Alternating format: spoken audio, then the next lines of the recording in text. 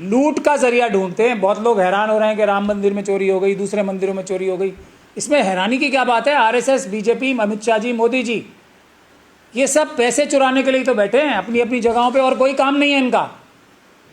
लेकिन हमारे लोग जो विरोध करते हैं, राम मंदिर का भी जो विरोध कर रहे हैं वहाँ पे चोरी का, वो लोग सब डरपोक हैं। सीधे नहीं बोलेंगे कि मोदी जी ने चोरी कराई चंपत राय जी से, ये नहीं बोलेगा कोई भी। और मोदी जी पैसे ले रहे हैं, ये कोई नहीं बोलेगा। मोदी जी ध्यान दें, एसआईटी ठीक से बनाएं। और चोरी कर रहे हैं मोदी जी, आरएसएस और बीजेपी स्वयं अपने एजेंटों के द्वारा, और कोई उनको बोलने को तैयार नहीं है, उनसे गुहार लगा रहे हैं। धर्मेंद्र प्रधान जी के खिलाफ प्रोटेस्ट हो रहा है, कहाँ? वहाँ जंतर मंतर पे। धर्मेंद्र प्रधान जी कौन है? मोदी जी ने उनकी जिम्मेदारी लगाई है, पेपर लीक करो, पैसे चुराओ और मुझे पैसे दो। ये बोलने की शक्ति और ताकत किसी को नहीं है। वहाँ जंतर मंतर पे बैठ के ये बोल रहे हैं कि हम आरएसएस से गुहार लगाएंगे। आरएसएस ने मोदी जी, क्योंकि सबसे ज़्यादा चोरी करके पैसे इकट्ठे कर सकते थे, उनमें क्षमता थी, इसीलिए तो प्रधानमंत्री बनाया उन्हें। और किस लिए बनाएगा कोई उन्हें प्रधानमंत्री? कौन सी क्वालिटी है उनमें ऐसी, बताइए मुझे आप, जो अडवाणी जी में नहीं थी, जो मुरली मनोहर जोशी में नहीं थी, जो हमारे सुब्रमण्यम स्वामी जी जो पड़ोसी हमारे यहाँ पे, उनमें नहीं है? ऐसी कौन सी क्वालिटी है मोदी जी में जो इन सब लोगों में नहीं है? उमा भारती जी हैं, है ना, इतने सारे लोग, लेकिन इनसे ज़्यादा चोरी कोई नहीं कर सकता, डकैती कोई नहीं डाल सकता। इसलिए मोदी जी को बनाया गया आरएसएस द्वारा। ये बात सीधी सीधी कहने की जिसमें दम नहीं है, वो नाटक कर रहा है प्रोटेस्ट करने का, कोई उसमें दम नहीं है उस बात। ये बात साफ तौर पे है। कोई भी हो, चाहे इसमें ये फॉर्मूला है, सब पे लागू होता है।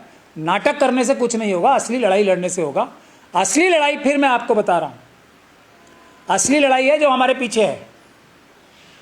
ईवीएम हटा के पेपर बैलेट वापस लाने की जो लड़ाई है, वो लड़ाई है। तो मैं सभी जो ये ट्रक, जो ट्रांसपोर्ट जो कंपनीज हैं, ये जो ट्रांसपोर्ट की जो जितनी संगठन एसोसिएशंस हैं, उनसे गुजारिश कर रहा हूँ, सभी कार ओनर्स से, सभी मोटरसाइकिल और ये स्कूटर जो चलाते हैं, जो पेट्रोल डालते हैं उसमें, उनसे मेरी गुजारिश है कि ये हमारा आंदोलन ईवीएम का जो चल रहा है उसको ज्वाइन करें। अगर आपको हर प्रकार की चोरी से, हर प्रकार की डकैती से, हर प्रकार के करप्शन से बचना है तो आपको ये ईवीएम का आंदोलन ज्वाइन करना पड़ेगा। ईवीएम हटानी पड़ेगी, देश बचाना पड़ेगा, लोकतंत्र बचाना पड़ेगा। ईवीएम का आंदोलन ही सब बुराइयों को ख़त्म करने वाला आंदोलन है। तो आप सब लोग अपना मुद्दा भी उठाएं, लेकिन ईवीएम का मुद्दा भी साथ में उठाएं। एक और डेवलपमेंट हुई है, वो भी मैं आपके सामने रखना चाहता हूं। वो डेवलपमेंट ये हुई है कि इंडिया गठबंधन ने एक चिट्ठी लिखी है हमारे मुख्य न्यायाधीश साहब को, सुप्रीम कोर्ट के। अब खैर मुझे तो ये लॉजिक समझ में नहीं आता कि मुख्य न्यायाधीश साहब को चिट्ठी लिख के क्या होगा, या किसी को भी चिट्ठी लिख के क्या होगा? कुछ नहीं होगा, डस्टबिन में ही जाएगी ज़्यादा से ज़्यादा वो, इससे ज़्यादा तो उसका कोई यूज़ नहीं है। लेकिन फिर भी एक बात महत्वपूर्ण है उसमें। अब वो महत्वपूर्ण बात यह है कि उस चिट्ठी में ये लिखा गया है कि इंडिया गठबंधन की सभी पार्टीज जो हैं वो मतपत्र से, पेपर बैलेट से चुनाव चाहती हैं। बहुत मज़ेदार बात है ये। अब इन्हें दोबारा पेपर बैलेट क्यों याद आ गया इंडिया गठबंधन की पार्टीज़ को? अब ये सोचने वाली बात है। इसकी दो वजह हो सकती हैं। एक वजह तो ये हो सकती है कि मोदी जी, अमित शाह जी ने जो इन सभी पार्टी के अंदर जो वो हैं स्लीपर सेल्स हैं, उनको बोला होगा कि भाई ये मिशन सेव कॉन्स्टिट्यूशन का ईवीएम हटाने वाला आंदोलन एक बार फिर शुरू हो गया है, तो आप भी थोड़ा थोड़ा इसमें अपनी भागीदारी रखो, ताकि इसको, जैसे हमने पहले आप लोगों के माध्यम से ईवीएम का आंदोलन को ख़त्म कराया था या उसके साथ भीतरघात किया था, आप लोग भी इस बात को उठा के रखो। और इसी वजह से स्लीपर सेल्स ने चिट्ठी में चीफ जस्टिस की साहब की ये लिखवाया है कि हम लोग सब पेपर बैलेट से चुनाव चाहते हैं। ये एक वजह हो सकती है उसकी। दूसरी वजह यह हो सकती है कि शायद दिल से ही अब इन लोगों ने मान लिया, लीडरशिप ने बोल दिया, नहीं देखो महमूद प्राचा साहब सही बात कह रहे हैं, मिशन सेव कॉन्स्टिट्यूशन सही बात कह रहा है, बाकी सारे तरीके कम पड़ जाएंगे आरएसएस और बीजेपी को हटाने के लिए। ईवीएम का मुद्दा ही हमें उठाना पड़ेगा सबसे पहला मुद्दा, वरना आरएसएस और बीजेपी को हराने का कोई तरीका नहीं है। ये भी हो सकता है। लेकिन वहाँ मैं फिर एक बात ये कहूँगा, ये चिट्ठी लिखने से कुछ नहीं होगा, सड़क पे आना पड़ेगा। हम लोग सड़क पे आ चुके हैं, जम्मू में सड़क पे आए हम, उसके बाद हरियाणा में फतेहाबाद में सड़क पे आया। भाई 12 तारीख को मैं भोपाल जा रहा हूँ, और उससे पहले या उसके तुरंत बाद पंजाब में बड़ा जन आंदोलन, क्योंकि पंजाब में चुनाव होने वाले हैं 2027 में, बड़ा जन आंदोलन सड़क पे होने वाला है, जो जेल भरो आंदोलन होगा और जो रास्ता रोको आंदोलन भी होगा। ये सब आंदोलन पंजाब से शुरू होने वाले हैं। उसके बाद हम यूपी जाएंगे, गुजरात जाएंगे, राजस्थान जाएंगे, उत्तराखंड भी जाएंगे। तो इस आंदोलन में जुड़ें। अगर कोई भी परेशानी से ग्रसित है, ये स्टूडेंट्स को भी मैं कह रहा हूँ, ये वहाँ जंतर मंतर पे बैठ के कुछ नहीं होगा, धर्मेंद्र प्रधान जी का इस्तीफा मांग के कुछ नहीं होगा। इस बार कोई गारंटी है कि इस बार पेपर लीक नहीं हुआ था? है कोई गारंटी? कोई गारंटी नहीं है, कोई गारंटी नहीं है। हो सकता है भी रिशफल होने वाला है, धर्मेंद्र प्रधान जी को हटा ही दे, वो किसी और मंत्रालय में रख के उनको कर दें, तो ये लोग अपनी विक्ट्री डिक्लेयर कर देंगे। अगर ये रिशफल में हटा दिया तो ये जो सीजेपी के ऊपर जो लोग इल्ज़ाम लगा रहे हैं ना कि आरएसएस के लोग हैं, ये इल्ज़ाम जो है इसका एक सबूत आ जाएगा। ये बात भी ध्यान रखें, सीजेपी को ये बात का ध्यान रखना चाहिए। अगर वो सच्चे हैं तो कुछ नहीं होगा उनके आंदोलन से, अगर वो ईवीएम का आंदोलन नहीं करेंगे। हम भी जंतर मंतर आएंगे, लेकिन अभी उसमें थोड़ा समय लगेगा। तब देखेंगे कौन व्यक्ति सच में देश के साथ है, कौन सिर्फ एक अपने आप को देशभक्ति का नाटक कर रहा है। ये बात तय होगी ईवीएम के आंदोलन से, पेपर बैलेट के आंदोलन से।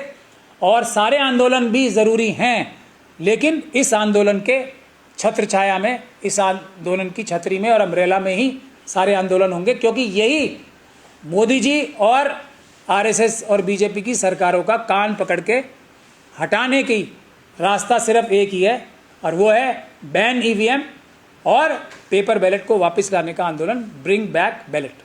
पेट्रोल के दाम क्या हैं? अब ज़्यादातर लोग बोलेंगे 100, 102 इसी के आसपास बोलेंगे, लेकिन ये बात पूरी तरीके से गलत है। अगर आप पेट्रोल लेने जाएंगे तो उसकी कीमत 150 रुपये से ऊपर है।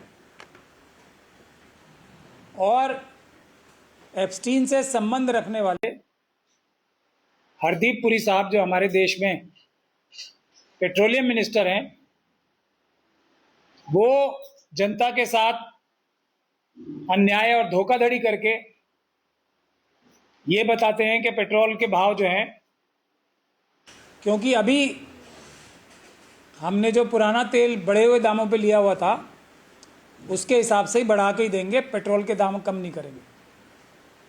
तो पेट्रोल के दाम कितने हैं, सबसे पहले हमारे देश के सभी निवासियों को ये देखना चाहिए। पेट्रोल के दाम 150 रुपये से ऊपर हैं हर जगह।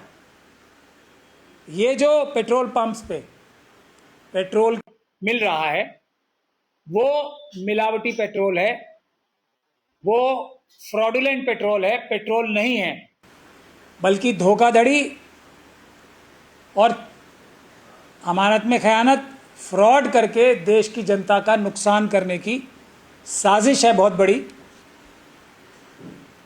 पहला नुकसान जो होने वाला है वो होने वाला है किसानों का।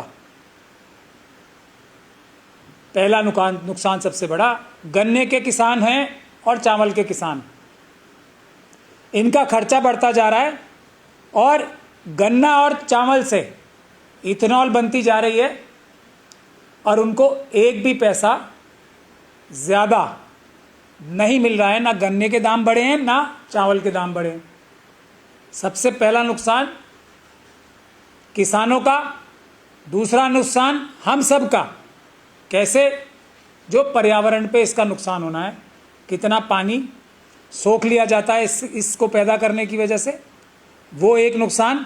लोगों के लिए यहाँ पे पीने के लिए पानी नहीं है, जाके बिस्लरी, इन सब कंपनी से ये जो एप्स्टीन मानसिकता के लोग हैं ना, हरदीप पुरी साहब हैं और दूसरे आरएसएस और बीजेपी के लोग हैं एप्स्टीन वाले, ये सब लोगों ने किस किस कंपनी से क्या क्या पैसे लिए हैं इस काम को करने के, वो मैं गिनवाना चाहता हूँ। दूसरा, जब पीने का पानी हैंड पंपों से ख़त्म हो जाएगा, गांव में लोग कुएं से पानी नहीं मिलेगा, तो ये किससे पिएंगे? ये जो पानी बेचने वाली कंपनियां, इनसे पैसे चुराए जा रहे हैं। तीसरी चीज़, जो गन्ने के बीज जो हैं, और जो गन्ना के किसान हैं वो अच्छे से जानते होंगे, मिले जो हैं अपने जो बीज देते हैं वही गन्ना खरीदते हैं। गन्ना आज ऐसा होता जा रहा है कि जो खाने के लायक भी नहीं।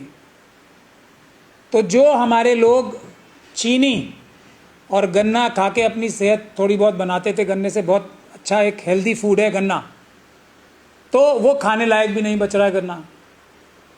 ये एक और बड़ा स्कैम है।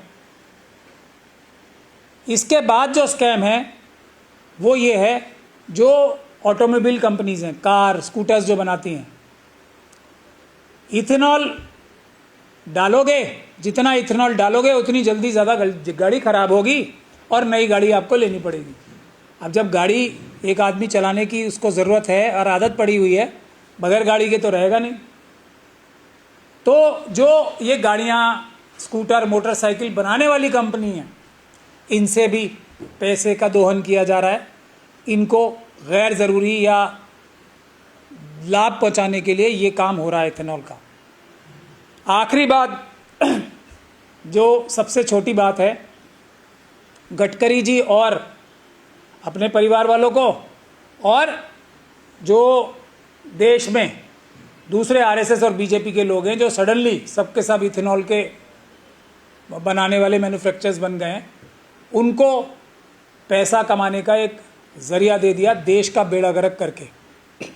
मैं जो भी इस देश में गाड़ी चलाने वाले हैं उनसे रिक्वेस्ट करता हूं, आंदोलन करना है, वरना हर साल नई गाड़ी लेनी है। लेकिन आंदोलन, फिर वही बात आ जाती है घूम फिर के, आंदोलन अगर इथेनॉल का करोगे, पेट्रोल का करोगे, तो कुछ होने वाला नहीं है। आप आरएसएस और बीजेपी का कुछ नहीं बिगाड़ सकते कोई भी आंदोलन करके। अगर इन्हें पेट्रोल सस्ता ही लेना हो तो ईरान और रशिया से तेल लेते ना। ये इथेनॉल बनाने की आवश्यकता कहाँ पड़ती है अगर ईरान से तेल ही लेते रहे हम, तो नहीं पड़ेगी ना।